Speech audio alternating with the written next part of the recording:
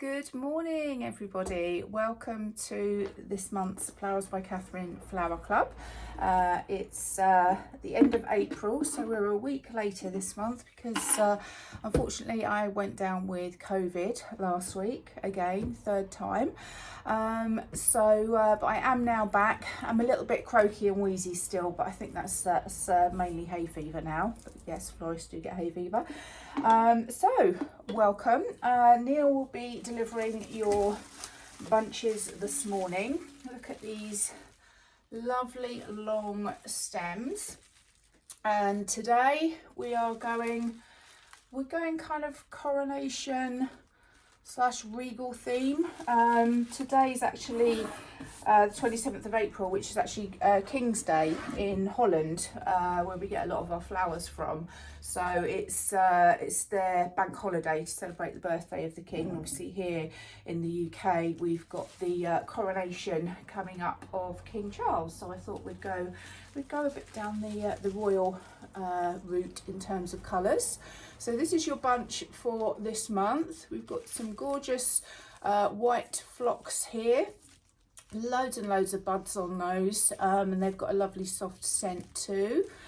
We have also got some purple lizzies, Lisianthus or Eustoma, they're also called.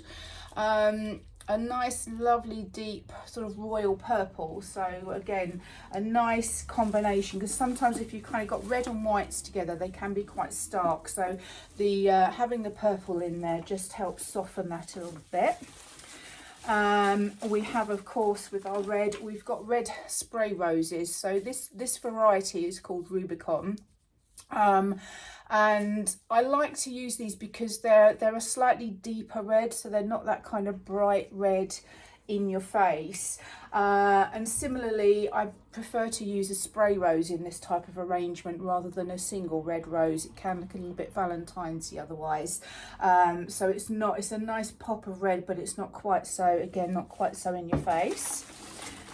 Also got some delphiniums, gorgeous royal blue delphiniums. This variety is called Donna, and apparently the delphinium is the favourite flower of King Charles, so I thought quite appropriate to use that one. The good thing with delphiniums, obviously you've got that whole lovely big stem. Some of the flowers are out, some are in bud, some are just opening, so you've got a lovely mix just on the one stem. And you also have a lot of these side stems as well, which are buds. Sometimes they open, sometimes they don't, but they're really good to use in bud vases. They just add some texture and some interest and some colour, of course. Foliage wise this month we are using Cocculus. So this is a lovely glossy leaved foliage, really nice kind of. When I'm using sort of quite bright colours, I like to kind of have a nice glossy foliage with them. It really helps the colours pop and set them off.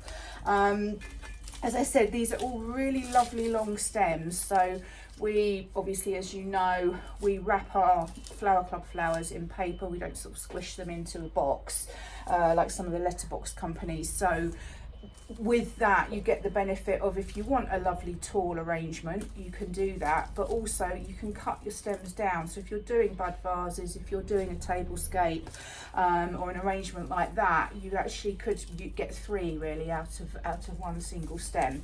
So that's your bunch. What I thought I would do today, I know a lot of people are having parties and things next weekend. I thought I would do a vase trio. So we've got one of these slightly larger vases. Just move you down slightly so you can see. So I'm going to do one of those and then a couple of the smaller ones. So when you group them together, you get a nice effect. So if you are, for example, having a meal or a dinner party or something like that, these are nice to kind of have grouped together, or you could have one in the middle, one either side. If you wanted to kind of go sort of coronation colours, you could put, I mean, I've just got string around the top of these just to keep them nice and sort of simple and a little bit rustic, but you could tie red, white and blue ribbons around them if you wanted to. So you can really kind of style it up for whatever occasion, or you could split your vases out. You could have one on your coffee table, one on your bedroom table, one on your windowsill, however you want to really. So I'm going to do, as I say, I'm going to do a 3 vase arrangement. These are very prickly, so be careful. I'm just going to grab my stem strippers. So these are brilliant. So literally you just hold it on and just pull it down the stem, and what it does, it knocks the ends off the thorns. You don't want to rip the thorns off completely, because otherwise you've got bare patches on your stem where bacteria and things can get in. But so we're just knocking the edges off the thorns and taking any leaves off that will fall below the waterline. So I'm going to strip my Rubicon spray roses. You can get the rubber, round rubber discs to strip flowers with as well, but which I have used, but I just find these metal ones much nicer to use. Similarly, I'm going to strip my phlox here. So if you're having a larger vase, you can obviously, if you want to, you can keep these leaves on, but because I'm doing smaller vases, I'm going to strip mine from about here down. Literally just pop your hand around it and gently pull down. And there's a little shoot, a couple of little shoots on the side there, which I'm going to pop to one side. Pull that down. So we've got three of the phlox. The Lizzies, as you know, these are one of my favourites to use. These split down really nicely. So again, if you're having a taller vase arrangement, keep them long. If you're doing smaller ones, then literally just pull that off the side there. So just pop those to one side, the shorter stems. I always think it's good to get as much as you can out of your flowers. Oh, is there someone at the door? No. So again, just pull that one off, strip any leaves that will fall below the waterline. That little one off there. So you've got a few of those. And the delphiniums, again, I'm going to strip mine reasonably high up because I'm using shorter height vases, but you just strip yours accordingly. So this one here has got 2 lovely side shoots on. Because I'm doing the shorter height arrangements, I'm going to pull those off and again put them to one side. And this one's got a few on. So the joys of nature. This has got 3 on, some didn't have any on, so you'll have a mix. So we've now got 2 piles. We've got our long stemmed pile and we've got our shorter stems. So with my first vase, I'm going to keep a reasonable amount of height here. I'm not going to arrange in a hand spiraled arrangement, just because these are quite small vases. I want them to look quite natural. So I'm going to just keep it simple and just literally place the stems in. I've cut this at a 45-degree angle and I've just placed it in at a diagonal. So this one here, I'm going to actually cut it into 2 because it is a nice long piece. So I'm going to cut it here.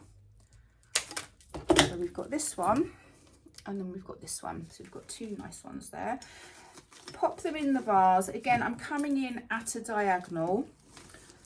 So I've almost got, if you look at the stems in there, almost a bit of a triangle going on.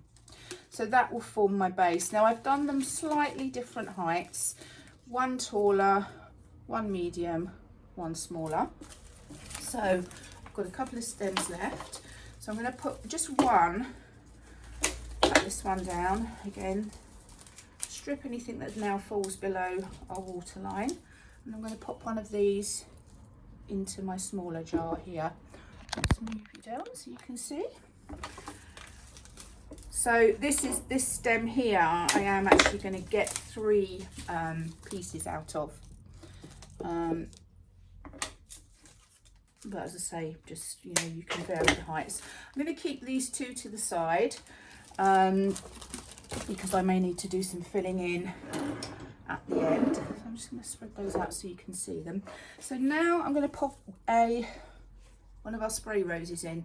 So if you are doing say a tablescape, a long and low arrangement, some of these side ones you could pull off here and here, and you'd still have, you know, a lot in the middle. So the good quality spray roses, you have a number of heads on them. So I'm going to start off by popping this one in the middle. Now it's a little bit on the tall side, so I'm just going to take another inch off that. Again, nice 45-degree sharp cut, and literally just pop that in the middle. And because we've got that triangle going on with the stems, that will help keep our stems in place. Now I've got two more sprays and 2 smaller vases. Now I think these will look very heavy in one little vase. You can of course mix up. You could just have maybe roses in one, whites in another, say blues in another.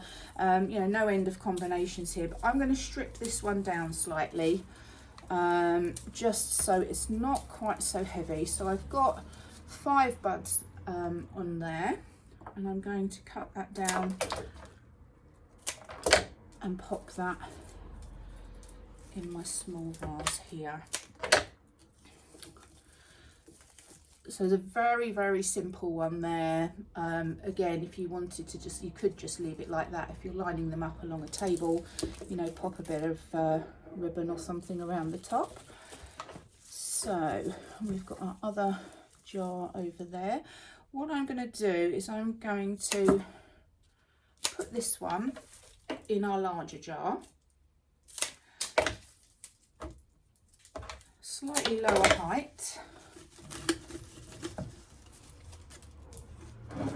like so, just to make it a bit fuller. And then with our little one over here, I am going to maybe just put some blues and whites in there, but we'll see where we get to. So delphinium next. Again, you've got a nice hollow stem on the bottom there. So they prefer to be in water as opposed to in moss or floral foam, just because it's, you know, it doesn't clog up the stem so much. So I'm just going to slide that one in there, and I'm going to pop the next one. So this hasn't got quite as much flower on it, so I'm going to use that for my smaller vase, and I'm going to pop this one in my larger vase, like so. And then this one I'm going to trim, take the leaves off that will fall below the waterline, and pop that into a smaller jar there. Now we're coming in with our phlox. Now I'm going to pop, I'm flitting around from vase to vase because I'm just deciding as I go along how I want them to be arranged. So I'm going to pop the phlox in here.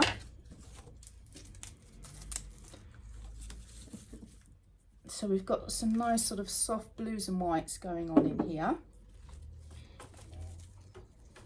And then I'm going to put another phlox in my larger vase.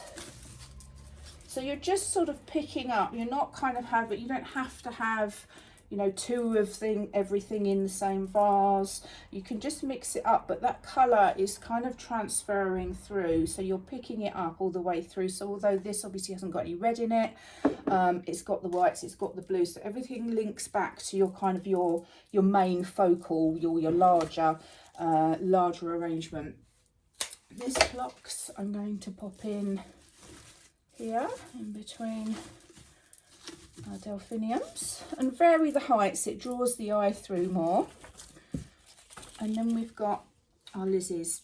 So I'm going to use the lizzies in the smaller bud vases, and I'm going to mix these in with the roses. So, and remember we've got some offcuts here that we trimmed down earlier. So I'm going to do a mix of lizzies that are in flower and lizzies that are in bud, just so it gives us a bit more texture, a bit more interest going on. And they say you shouldn't really mix purples and reds and pinks and reds together, but I think they actually look quite nice together, so I am going to do it. As you know, I'm not a traditional flower arranger, so I just know what I like, really. Okay, so I think that one we're more or less there. So we've got our purples and we've got our reds. This one we've got our blues and our whites. I am going to pop a little am I going to pop a Lizzie? No, I'm not going to pop a Lizzie in there. I'm going to pop this other Lizzie into our big arrangement. So we've got more going on in there. And then in our blues and whites one, I'm going to then bring in our buds. So these are the ones that we pulled off the side of the delphiniums. So in this one, it's a nice simple blues and whites mix. And just have a little look through the little pile here. I don't like to kind of throw anything away when I'm putting arrangements together, so I kind of put all my smaller stems to the side, because they do add something. You know, when you saw these on the long stem, they didn't really look much, they weren't really doing anything, but then when you put them in a vase here, in the shorter vase, I think they really work. What else have we got here? We've got some more of the delphinium buds, and these are quite advanced actually, so I think some of these will open. They're loosely off cut here. Just going to pop that in. So again, when you're placing your stems, try and place them at an angle, because that does help them sit more nicely rather than kind of straight up and down. This over here. I've got a few little rose heads here, so I'm going to bring those lower down, so you've got your fullness on top, but you've also got something around this area of your vase too. So if you're, you know, for example, if you've got it on a table, and I'm going to take some of these guard petals off because they aren't very pretty. Sometimes they're nice to keep on, guard petals, and other times they detract from the flower, I think. So again, pop these ones in. So you'll see here you've kind of got the top and the bottom where you've got that interest going on. And I've got a few of our little side shoots of our phlox. So again, I'm going to pop those in with our blue and white vase, like so. And of course, if you are having a party or anything, these are always a really nice option, you know, regardless of, you know, whatever the event is, even a dinner party, something like that. It's just nice just to have a little floral arrangement. I think everybody should have them. So all I've got left now is a couple of the cocculus. I'm going to put one in here with our blues and whites collection, and then this one I'm going to pop in a larger jar. So that, and there's a little offcut here. I'm going to pop that in here with the reds and purples. So literally all we have left is, out of that bunch, there's a little pile of leaves. So we've literally used everything there. So let me just move these out of the way. And there we have it. So as I say, you can group them together. You could have them on your table, length of your table, one in the middle, one each side, or on a mantelpiece, something like that. So there you go.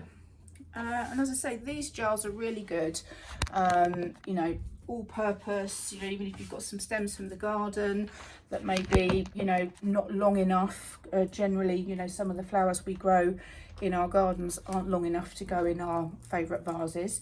So it's always handy to have some of these in your cupboard to bring some flowers into the home. So I hope that was useful. Thank you very much for watching, and catch up with you soon. Take care now. Bye bye.